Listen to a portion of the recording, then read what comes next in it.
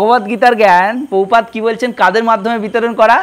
যারা ভুলে গেছে ভগবানকে, যারা ভুলে গেছে গীতার বাণীকে, যারা ভুলে গেছে সংসারে থেকে ভগবানের ভজনকে, ভগবানকে পাওয়াকে, তাদের মধ্যে পুনরায় জাগরিত করো গীতার জ্ঞান। গীতার জ্ঞান দিব্যকাল ধরে আসছে, দিব্যকাল থেকে চলে আসছে।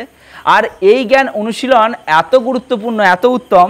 এখানে বলছেন যারা তাদের পারমার্থিক জীবনের কথা ভুলে গেছে তাদের মাঝে গীতার জ্ঞান বিতরণ করা। আমরা সবাই মনুষ্য জীবন পেয়েছি, কিন্তু মনুষ্য জীবন পেয়ে যদি আমরা কৃষ্ণকে না জানি, গৌরাঙ্গকে না জানি, হরিনাম যদি না করি, জীবনের সব থেকে বড় ভুল হচ্ছে এটা, দুর্লভ মানব জন্ম লোভিয়া সংসারে, কৃষ্ণ না ভজিনু দুঃখ কহিব কাহারে। এটা যদি আমরা বুঝি যে দুর্লভ মানব জীবন দুবার পাওয়া যাবে না, কারণ গীতায় কৃষ্ণ বলছেন এই দুর্লভ জীবন একবারই তুমি লাভ করেছো।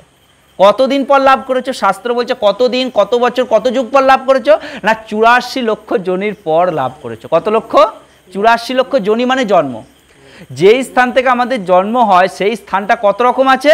84 লক্ষ আছে।